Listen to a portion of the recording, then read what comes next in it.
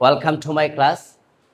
আজকের ক্লাসে আমরা একাদশ ও দ্বাদশ শ্রেণীর অর্থনীতি প্রথম পত্র নবম অধ্যায় সামগ্রিক আয় ও ব্যয় এই চ্যাপ্টার থেকে কিভাবে ভোগ অপেক্ষক সূচি তৈরি করা যায় এবং রেখাঙ্কন করা যায় এবং পরবর্তীতে সরকারি ব্যয়, বিনিয়োগ অথবা আমদানি ব্যয় অথবা রপ্তানি আয় পরিবর্তনের মাধ্যমে জাতীয় আয়ের উপর কিরূপ প্রভাব পড়বে এই লেখা বিশ্লেষণ করব। আমরা এখানে একটা উদ্দীপক নিয়েছি। উদ্দীপকে ভোগ অপেক্ষক দেওয়া আছে সি ইজিকুয়াল টু 100+0.75y। দেশটির প্রাথমিক বিনিয়োগ দেওয়া আছে আই ইজিকুয়াল টু 200। সরকারি ব্যয় জি দ্বারা প্রকাশ করা হয় 150। পরিবর্তিত বিনিয়োগ অর্থাৎ আগের যে বিনিয়োগ ছিল পরবর্তীতে আবার বিনিয়োগের পরিবর্তন হয়েছে সেটাকে আই প্রাইম দিয়ে প্রকাশ করা হয়েছে এবং 300 হয়েছে। দেশটির মোট রপ্তানি আয় দেওয়া হয়েছে এক্স ইজিকুয়াল টু 200 এবং আমদানি ব্যয় এম ইজিকুয়াল টু 150। তাহলে আমরা উদ্দীপকে আমাদের ভারসাম্য জাতীয় আয় নির্ণয়ের যতগুলো উপাদান আছে সেখানে এটা দেওয়া আছে। উদ্দীপকের আলোকে ভারসাম্য জাতীয় আয় কিভাবে নির্ণয় করা হয় এটাও চাইতে পারে, কিন্তু আমরা 3 নম্বর প্রশ্ন গতে দেখছি উদ্দীপকের আলোকে ভোগ সূচি তৈরি করে ভোগ রেখা অঙ্কন করো। যখন ভোগের কথা বলা হয়েছে শুধু আমরা কার কথা চিন্তা করব? ভোগ অপেক্ষকের কথা চিন্তা করব। তখন কিন্তু আমাদের এই যে এখানে যে প্রাথমিক বিনিয়োগ, সরকারি ব্যয়, পরিবর্তিত বিনিয়োগ, রপ্তানি আয় এবং আমদানি ব্যয় দেওয়া আছে, দরকার আছে। 3 নম্বর প্রশ্নে কি বলা হয়েছে? ভোগ রেখা অঙ্কন করো সূচি তৈরি করে। সূচি তৈরি করে যদি বলো, না বললো আমাকে কি সূচি তৈরি করতে হবে, তাহলে ভোগ রেখা অঙ্কন করতে আমার অন্য কিছুর দরকার নেই, শুধুমাত্র ভোগ অপেক্ষক যেটা দেওয়া আছে সেটার দরকার। তাহলে আমরা কিভাবে ভোগ রেখা অঙ্কন করতে পারি? আমরা কি পারি? তাহলে আমরা এখন প্রথমে ভোগ অপেক্ষক থেকে কিভাবে সূচি তৈরি করা যায় এই বিষয়টি খেয়াল করব। তাহলে প্রথমে আমরা লিখব উদ্দীপক হতে প্রাপ্ত। যেহেতু আমাদের এখানে ভোগ সূচি তৈরি করতে বলা হয়েছে তাহলে শুধুমাত্র আমাদের ভোগ অপেক্ষক দরকার। উদ্দীপক হতে ভোগ অপেক্ষক সি ইজিক্যাল টু 100+0.75y। এখন আমরা এই ওয়াইয়ের মান পরিবর্তন করে ভোগ সূচি তৈরি করতে পারি। এখন ওয়াইয়ের মান কিভাবে পরিবর্তন করব? আমরা সব সময় প্রথমে 0, পরবর্তীতে 100, 200, 300 এইভাবে নিব, অথবা প্রথমে 0, পরে 50, পরে 100, 150, তারপরে 200 এইভাবে নিব। তো আমরা 50 নিব না, আমরা কত নিব? আমরা 100 দিয়ে শুরু করব, ঠিক আছে? তাহলে আমরা ভোগ রেখা যখন অঙ্কন করতে যাব প্রথমে কি করতে হবে? 0, 100 এবং 200 এইভাবে যথাক্রমে আয়ের পরিমাণ বৃদ্ধি করতে হবে। ক্লিয়ার? আর আমরা তো জানি যে ভোগ কিসের উপর নির্ভর করে? আয়ের উপর নির্ভর করে। অর্থাৎ আয় যত বাড়বে ভোগের পরিমাণও কি তত বৃদ্ধি পাবে। গুড। তাহলে আমরা এখন লিখতে পারি যে ওয়াইয়ের বিভিন্ন মান নিয়ে ভোগ নির্ণয় করি। অতএব ওয়াই ইজিক্যাল টু 0 হলে সি ইজিক্যাল টু 100+0.75y। তাহলে এখন এই যে এখানে আমরা 0.75 ওয়াইয়ের বদলে কি লিখবো? 0 দিয়েছে, এখানে 0 দিব। তাহলে 100 প্লাস এটাকে আপনি ব্র্যাকেট দিয়ে দিতে পারেন, তাহলে গুণ করলে 0 হয়, 0, তাহলে 100। অতএব ওয়াই ইজিক্যাল টু 100 হলে C is equal to 100+0.75y is equal to 100+0.75 into Y মানে 100 ধরা হয়েছে এবার। তাহলে এখন কত হবে? 100 প্লাস এটাকে গুণ করলে কত আসে? 75, 175। অতএব ওয়াই ইজিক্যাল টু 200 হলে C is equal to 100+0.75y is equal to 100 plus bracket দিয়ে লিখবো 0.75 ওয়ার মান নিয়েছে এবার 200 লিখবো, 100 প্লাস তাহলে 150। 150 যদি আমি করি তাহলে কত হয়? 250। ওকে, তাহলে এই যে এখানে যে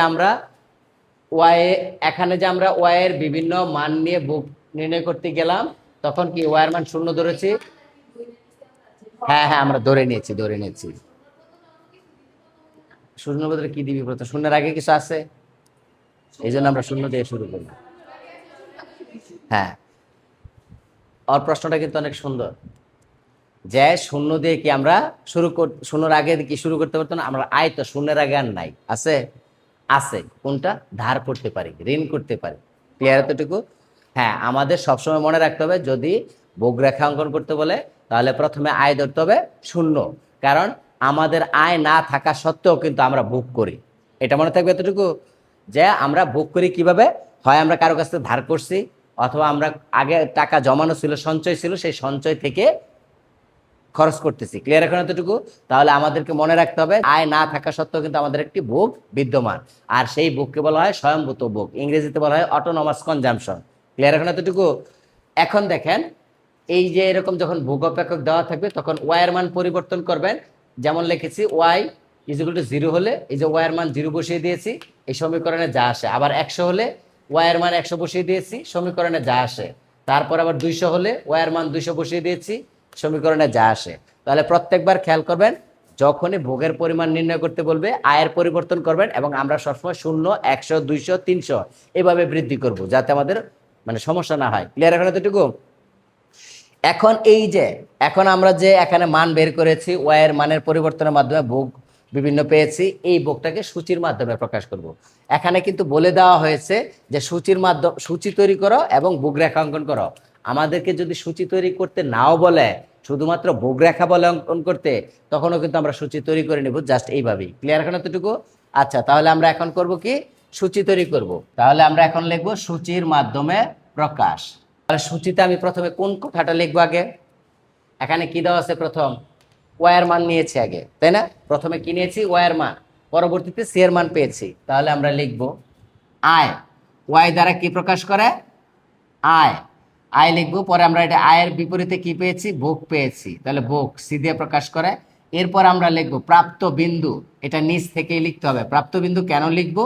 কারণ আমরা বিভিন্ন রকম মান পেয়েছি, এটাকে রেখাঙ্কন করতে গেলে বিভিন্ন বিন্দু নির্ণয় করতে হবে, তখন এই বিন্দু নির্ণয় করার জন্য নির্দিষ্ট করে দিতে হবে। ওকে, এখন প্রথমে কত ধরেছি? ওয়াই এর মান 0, পরে কত ধরেছি?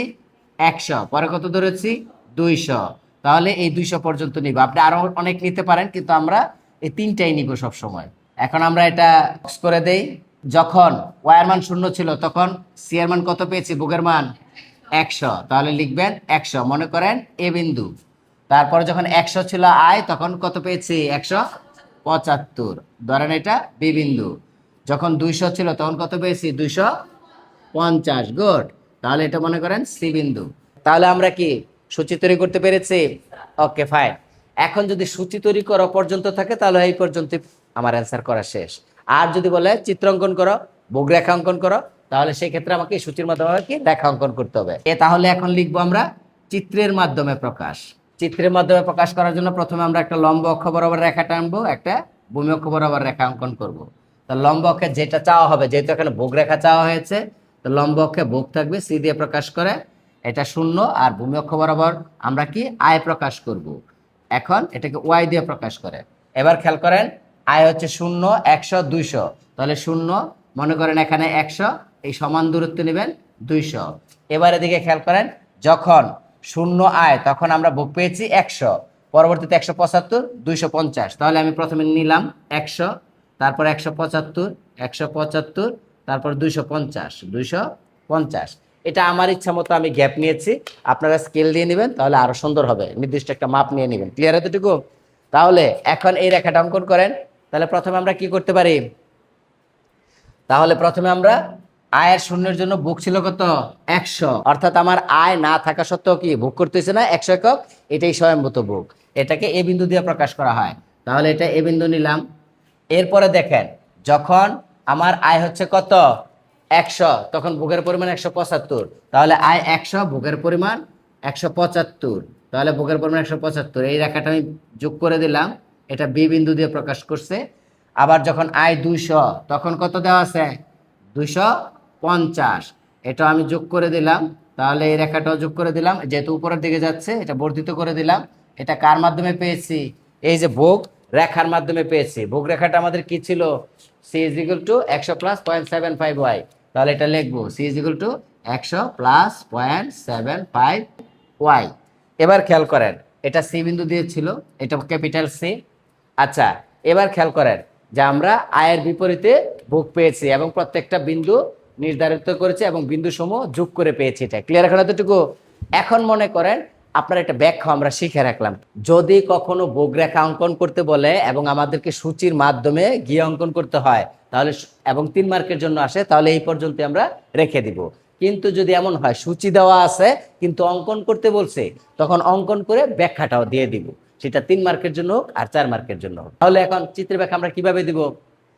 চিত্রের ভূমি অক্ষে আয় এবং লম্ব অক্ষে ভোগ নির্দেশিত। আয় যখন 0 তখন ভোগের পরিমাণ কত? 100 একক, যা এ বিন্দু দ্বারা নির্দেশিত। পরবর্তীতে আয়ের পরিমাণ বৃদ্ধি পেয়ে যথাক্রমে 100 এবং 200 হওয়াতে ভোগের পরিমাণ কি বাড়ছে না কমছে? বৃদ্ধি পেয়েছে। ভোগের পরিমাণও বৃদ্ধি পেয়ে যথাক্রমে 175 এবং 250 হয়, যা যথাক্রমে বি এবং সি বিন্দু দ্বারা নির্দেশিত। প্রাপ্ত বিন্দু সমূহ যোগ করে আমরা যে রেখা পাই সেটাই কি? ভোগ রেখা। ঠিক আছে এতটুকু? তাহলে এইভাবেই লিখে দেবেন সহজ ভাষায়। আচ্ছা, তাহলে আমরা আশা করি যে এটা বুঝতে পারছি। এখানে আমাদের ভোগ অপেক্ষকের মাধ্যমে কিভাবে ভোগ রেখা অঙ্কন করো এই বিষয়টা শিখলাম। এখন আমরা দেখব উদ্দীপকের দেশটির প্রাথমিক বিনিয়োগ আয় থেকে পরিবর্তিত বিনিয়োগ আয় প্রাইম হলে জাতীয় আয়ের কিরূপ পরিবর্তন হয় ব্যাখ্যা করো, অথবা তোমার মতামত বিশ্লেষণ করো বা চিত্রের সাহায্যে ব্যাখ্যা করো, এইভাবেও চাইতে পারে। কিন্তু যদিও চিত্রের সাহায্যে প্রকাশ করে এটাও চায়, তাহলে আগে তো আমাকে জাতীয় আয়টা বের করতে হবে। এখানে আরেকটা শব্দ ব্যবহার করতে পারে, ভারসাম্য জাতীয় আয় নির্ণয় করো, বলতে পারে না? এখন আমরা ভারসাম্য জাতীয় আয়ের নির্ণয়ের সূত্র জানি দুইটা। একটা হচ্ছে y = c + i + g + x বার, অথবা y = c + i + g + x - m। যার মান দেওয়া থাকবে তারটা আমি বসাবো। আরেকটা সূত্র হচ্ছে সঞ্চয় ও বিনিয়োগের সমতার ভিত্তিতে ভারসাম্য জাতীয় আয় নির্ণয়, যেখানে s = i। আমরা প্রথম সূত্রটা ভালো করে পড়া হয়েছে, আমরা সেটা এখন দেখব। পরবর্তীতে যখন সঞ্চয় এবং বিনিয়োগের সমতার ভিত্তিতে চাইবে সেটা শেখার পর আমরা ওটা নিয়ে ব্যাখ্যা করব। ক্লিয়ার এতটুকু? তাহলে এখন আমরা দেখি কি ভারসাম্য জাতীয় আয় এখানে কিভাবে নির্ণয় করা যায়। তাহলে এখানে কি হবে? কোন সূত্রটা হবে? y = c + i + g + x - m, এই সূত্রটা হবে। কারণ কি এখানে দেখেন c i g x এবং m এর মান দেওয়া আছে, তাই না? তাহলে আমাদেরকে এখানে কি করতে হবে? ভারসাম্য জাতীয় আয়ের এই সূত্র প্রয়োগ করতে হবে। ক্লিয়ার এখন এতটুকু? তাহলে আমরা এখন লিখব উদ্দীপক হতে প্রাপ্ত। প্রথমে কি দেওয়া আছে? ভোগ অপেক্ষক c = 100 + 0.75y। তারপরে দেওয়া আছে বিনিয়োগ, তাহলে প্রাথমিক বিনিয়োগ। প্রাথমিক বিনিয়োগকে আই দিয়ে প্রকাশ করা হয়েছে, i = 200। তারপরে দেওয়া আছে সরকারি ব্যয়, জি দিয়ে প্রকাশ করে দেওয়া আছে 150। তারপরে দেওয়া আছে পরিবর্তিত বিনিয়োগ। আমাদেরকে কি পরিবর্তিত বিনিয়োগ দরকার আছে এখন? না, কারণ সূত্রে কিন্তু বিনিয়োগ একটাই দেওয়া আছে, তার মানে প্রথম যেটা দেওয়া থাকবে সেটা নিতে হবে। তাহলে আমরা এটা নিব না, নিব হচ্ছে এখন পরেরটা, রপ্তানি আয়। রপ্তানি আয় কত? x = 200। পরবর্তীতে দেওয়া আছে আমদানি ব্যয়, এম দিয়ে প্রকাশ করা হয়েছে 150। তাহলে এখানে কি আমরা বুঝতে পারছি যে উদ্দীপক থেকে শুধু মানগুলা নিয়েছি, যেহেতু আমাদের এই মানগুলা চলে আসছে, আমরা জানি এটা এই সূত্রের সাথে সামঞ্জস্যপূর্ণ। তাহলে এখন আমরা লিখবো আমরা জানি।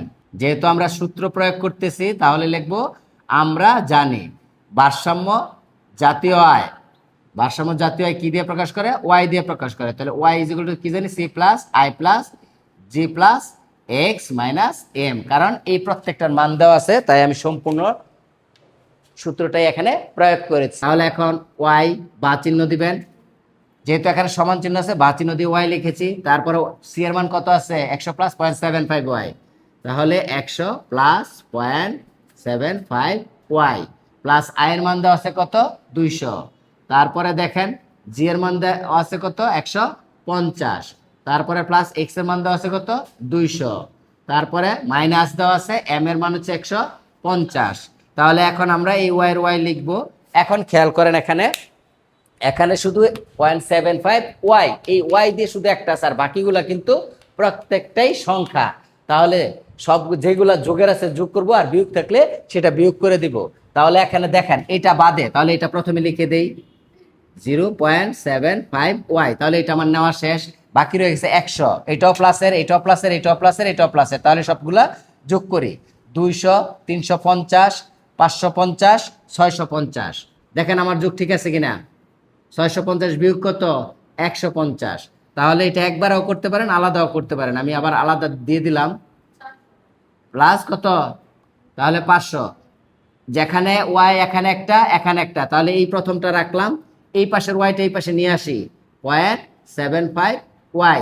ইজ ইকুয়াল টু 500 বা 25 সাথে ওয়াই আছে ইজ ইকুয়াল টু 500 বা ইনটু অবস্থায় আছে তাহলে ওয়াই রাখি 500 উপরে যাবে আর ইনটু যদি ডান পাশে চলে যায় তাহলে কি হবে ভাগ হয়ে যাবে 0.25 তাহলে যদি আমরা 0.25 দিয়ে 500 কে ভাগ করি মান আসে 2000 এটা লাস্টে লিখে দিব অতএব এরপর তার লাইন নাই ওয়াই ইজ ইকুয়াল টু এত অতএব নির্ণয় ভারসাম্য জাতীয় আয় এই কথাটা লিখে দিব আমরা 2000 আমরা এখানে ভারসাম্য জাতীয় আয় নির্ণয় করেছি কিন্তু এখন প্রশ্ন হলো কেন নির্ণয় করেছি এখানে তো চাওয়া হয়েছে যে প্রাথমিক বিনিয়োগ থেকে পরিবর্তিত বিনিয়োগ তাই তো কিন্তু আমাদের প্রথমে যে বিনিয়োগ ছিল সেই বিনিয়োগের সাপেক্ষে ভারসাম্য জাতীয় আয় কত ছিল এটা বের করতে হবে না এই কারণে এখানে প্রথমে প্রাথমিক বিনিয়োগ নিয়ে আমরা ভারসাম্য জাতীয় আয় বের করেছি যখন আবার বিনিয়োগ পরিবর্তন হয়েছে তখন আবার ভারসাম্য জাতীয় আয় কত আসে সেটাও আমাদেরকে নির্ণয় করতে হবে তারপর আমরা এটা ব্যবধান বলতে পারবো ক্লিয়ার এতটুকু তাহলে আমরা এখন করব কি যে আবার ভারসাম্য জাতীয় আয় নির্ণয় করব এখন করব কি পরিবর্তিত যেটা দেওয়া ছিল পরিবর্তিত বিনিয়োগ যে দেওয়া ছিল এটার মাধ্যমে এখন আমরা আবার ভারসাম্য জাতীয় আয় নির্ণয় করব হ্যাঁ তাহলে আমরা বলবো কি উদ্দীপকের বিনিয়োগ পরিবর্তিত হওয়ার ফলে ভারসাম্য জাতীয় আয় নির্ণয় উদ্দীপকের আলোকে পরিবর্তিত বিনিয়োগের মাধ্যমে ভারসাম্য জাতীয় আয় নির্ণয় অতএব পরিবর্তিত বিনিয়োগ I prime is equal two কত দেওয়া আছে 300 অতএব ভারসাম্য জাতীয় আয় ওয়াই ইজ ইকুয়াল টু আগের মতোই লিখব সি প্লাস আই এবার প্রাইম হয়ে যাবে পরিবর্তিত বিনিয়োগ প্রাইম তাহলে ওয়াই যোগ C plus I plus prime plus G plus X minus M সমীকরণ নির্ণয় করব Y is equal to C C এর মান ছিল 100 প্লাস 0.75 ওয়াই আই প্রাইমের মান কত দেওয়া আছে 300 প্লাস জি এর মান দেওয়া আছে কত 150 প্লাস এক্স এর মান দেওয়া আছে কত 200 মাইনাস এম এর মান দেওয়া আছে কত 150 তাহলে এখন আমরা আগের মতো যোগ বিয়োগ করব ওয়াই ইজ ইকুয়াল টু কত যোগের গুলা দেখেন যেহেতু 0.75 এর সাথে ওয়াই আছে এটা রেখে দিব 100 400 400 550 750 তাই তো প্লাস 750 মাইনাস 150 আমি এটা ভেঙে দিলাম এক লাইনেও আপনারা লিখতে পারবেন প্লাস এখন 150 চলে গেলে কত থাকে 600 তাহলে এখন যদি আমি এটা ওয়াইটা বাম পাশে নিয়ে আসি আগের মতোই 0.75 ওয়াই ইজ ইকুয়াল টু 600 বা যেহেতু এখানে কমনও নেওয়া যায় আমি ডিরেক্টলি বলে দেবো ওয়াই এর মান যেহেতু মনে মনে এক আছে এক থেকে বিয়োগ করলে আসে 0.25 ওয়াই ইজ ইকুয়াল টু কত 600 এখন আমরা ওয়াই ইন্টু অবস্থায় আছে 600 আর 0.5 যদি ডান পাশে নেই ভাগ হয়ে যায় তাহলে এটার ভাগ করলে কত আসে 0.25 দিয়ে 600 ভাগ করলে 2400 আসে তাহলে লিখলাম এখানে ওয়াই হবে এবার খেয়াল করেন আমরা প্রথম যে ভারসাম্য জাতীয় আয় নির্ণয় করেছিলাম ওয়াই ইজ ইকুয়াল টু লিখেছিলাম এটাও ওয়াই হয়েছে কিন্তু একটা জিনিস খেয়াল করেন তখন কিন্তু বিনিয়োগের পরিমাণ ছিল আই এখন পরিবর্তিত বিনিয়োগ কত আই প্রাইম তাহলে আমরা ভারসাম্য জাতীয় আয়ের ক্ষেত্রে প্রাইম দিয়ে দিব ক্লিয়ার এখন এতটুকু এই প্রাইম দিয়ে দিলাম এখন আমাদের বুঝতে সহজ হবে কারণ আমরা তো বিয়োগ করবো দুইটা থেকে অতএব নির্ণয় ভারসাম্য জাতীয় আয় 2400 তাহলে এবার খেয়াল করেন পূর্বের ভারসাম্য জাতীয় আয় ছিল 2000 আর বর্তমান ভারসাম্য জাতীয় আয় কত 2400 তাহলে ওনারা বলেছে কি যে বিনিয়োগের পরিবর্তনের ফলে জাতীয় আয়ের কিরকম পরিবর্তন হয় তাহলে আমরা লিখবো কি এখন অতএব জাতীয় আয়ের পরিবর্তন আর পরিবর্তনকে আমরা কি দিয়ে প্রকাশ করি ডেল্টা দ্বারা প্রকাশ করি না তাহলে আমরা লিখবো অতএব জাতীয় আয়ের পরিবর্তন delta Y is equal to বর্তমান থেকে বিয়োগ করতে হয় তাহলে বর্তমানে কত পেয়েছি ওয়াই প্রাইম তাহলে ওয়াই প্রাইম ইজ মাইনাস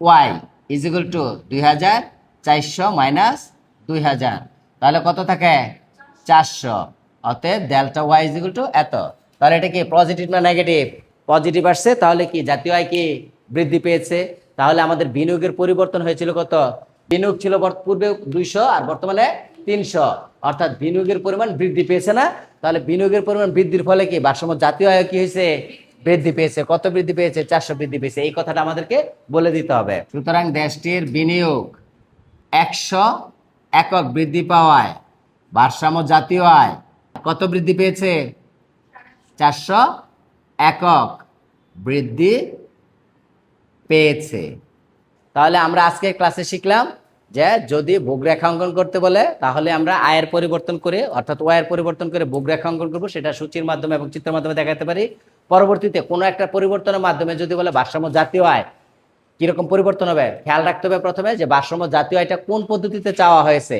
এখানে চাওয়া হয়েছিল কি ভোগ, বিনিয়োগ, সরকারি ব্যয়, রপ্তানি আয় এবং আমদানি ব্যয়ের মাধ্যমে। তাহলে আমরা এই সূত্রটা প্রয়োগ করব। পরবর্তী ক্লাসের জন্য শুভকামনা রইল। ধন্যবাদ সবাইকে।